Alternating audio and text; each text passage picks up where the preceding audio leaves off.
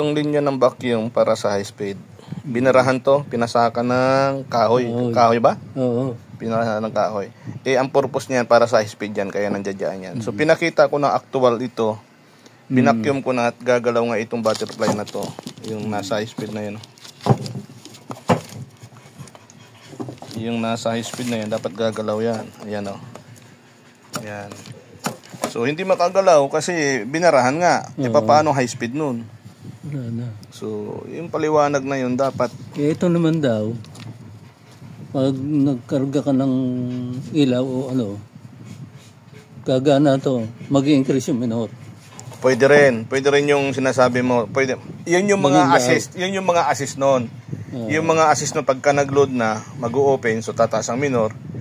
Pagka nag-i-steer ka sa steering, mayroon din sarili sa steering, nag-a-assist din yun, tumataas para hindi mahirapan yung makina. Ito naman. Ito naman, yung sa solenoid niya, sa idle niya, pinatay na rin yan. Binarahan na rin yan, tinanggal na rin. So, posible namang pwede mangyari yun para wala nang panggagalingan, pero dapat buhayan. So, wag na natin buhayin kasi wala naman dito, wala na.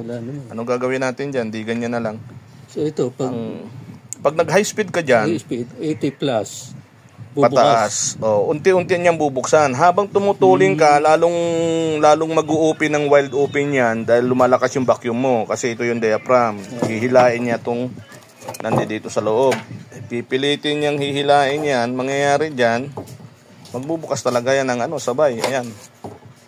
Ayan, mag-u-open ng ganyan yan. Tapos pagka humina ka, unti-unting magsasarado din yan. Kaya yung purpose na itong diaphragm na to, mayroon siyang vacuum para pag nag-high speed na. Ang problema lang binarahan. Yun lang, hindi pinaliwanag sa'yo kung bakit binarahan. Ano ba sabi niya? Bakit binarahan niya? Siyempre. So, anong purpose pala nito? Yan yung mga daanan lang, fuel yan. Yan ang nagkukontrol. Pag nag-set up yan, wala na makakadaan na fuel yan. Kaya lang ito, kahit na patay na ito, pagka inop mo yung ignition mo, walang supply na ignition doon na kuryente doon sa ignition coil mo, mamamatay talaga makina. So yung design na yan, mayroong purpose yan. Kaya lang, pwede rin wala yan. May time na pag pinatay ko siya, may konting under pa. Ayun yun. Yung konting under na yun dahil mataas yung idle mo. So may humahabol pa ng gasolina. Yung init doon ang nagpapatagal ng pag-stop ng makina mo kasi naka-wide open yung throttle body. Yung sa idle mo, ito isa na to. Ito. Hindi mo ba na-notice to na mataas ang andar? Narinig ko mataas ang andar nito eh. Pinihit ko eh. Bababa natin yun. Pag halos close lang, kunti lang hangin makalusot dyan, mamamatay talaga kagad yan. So dahil ito pinihit mo yan, tinaasan mo yan, naka-open ng malaki.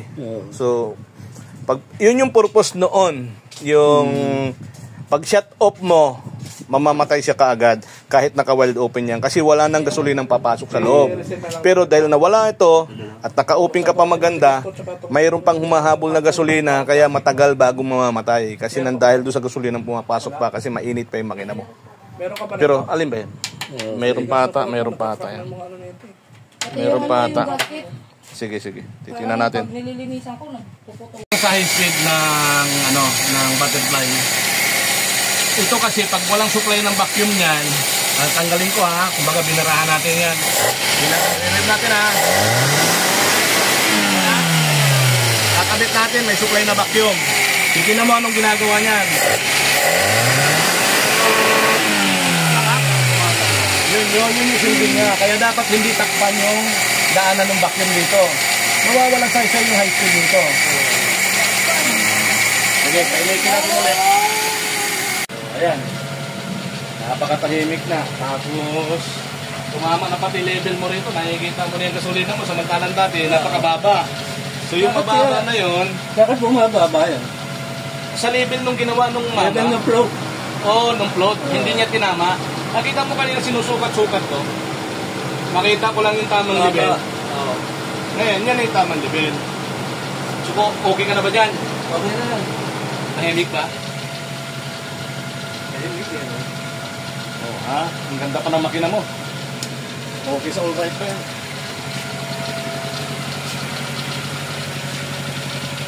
Okay, testing mo na.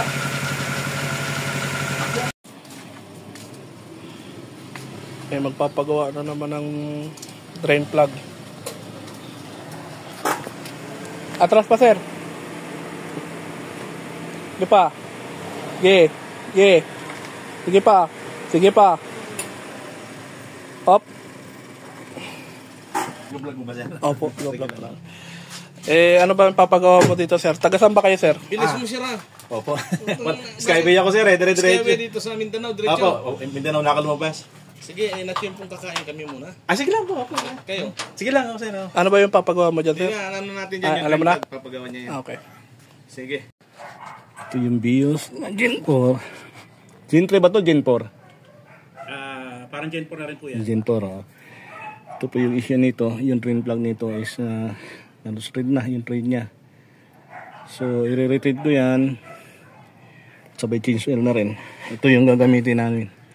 22 na ang X nito. Yung ulo. Magaspang na, hindi na siya pino. Yung original kasi niyan, pino. Tapos yung sobrang higpit. Kaya nadadali yan. So, papalitan po natin yan. Ito yung gamit na kailangan dyan. Pang retread. At pang oversize ng butas. So, yung size nito, ito yung size ng pang retread namin.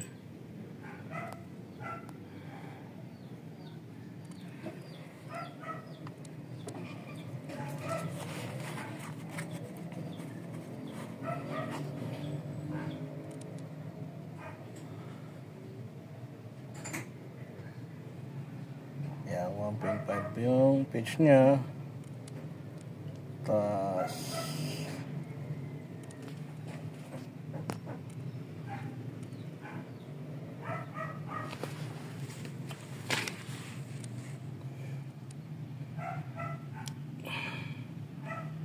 14 mm 1.5 yung pitch niya, Japan. Ito po yun. Ayan ang gamit ko. Pambutas. Ito yung oversize na pang-oversize namin dun sa dating butas niya. Okay? Mamaya papakita ko na pagkatapos niyan. Ito na po, tapos na po. Ikakabit na po lang natin to. Ayan sir, oh. Kita nyo ba dyan? Apa? Kita nyo ba? Ayan, kinakamay ko lang. O nga no? Ayan, alisin ko na muna. Ayan.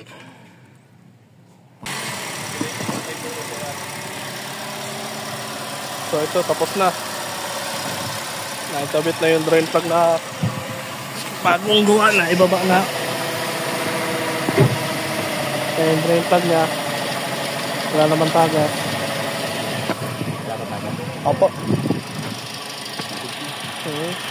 Kaya kasi yung gano'n na ano eh. Mas matagal pa ata yung biyahe mo dito kaysa doon. Ang bilis lang eh. Sa Tutumas po kasi talaga, walang gumagawa ng ganyan. Ayaw nila. Gusto nila bababa yung ano, bababa yung Sa mga malas oil leasing pan. eh. Oo. Tapos papamachine siya pa yun. Oo. Eh, pwede naman yung ganyan lang. Nangila ko ng onting comment sa sir tungkol dito sa ginawa natin dito sa drain plug mo. Ayun. Eh, kamusta? Na ano ba? Naayos ba natin yung ano mo dyan? Tingnan ko sir. Drain plug. Sige po. Kasi dati, nakakamay mo na ata yung drain plug mo dati. Oo. Ayun, good na good. Approve. Sige sir. Salamat sa dayo sir. Salamat sa pagdayo mo. Galing ka pang Batangas. May mga kailangan, may mga problema sa tulad kong ano, naka-BIOS o Avanza na may problema sa ano. Kasi parang issue niya to eh. Issue ng BIOS yung ganito eh. Yun ang pinaka-issue niyan. Oil pan yung drain plug niya. Kasi diba? nga yung Lost thread, aluminum kasi yung oil pan. Kaya kayo may mga problema sa ganito. Dayo kayo dito. Ako nga, galing pa ako sa Tomas, Batangas. Dayo ko talaga. Sige sir, salamat sa pagdayo mo rito. Mabait, magaling din na sir. Salamat sir. Thank you sir, thank you.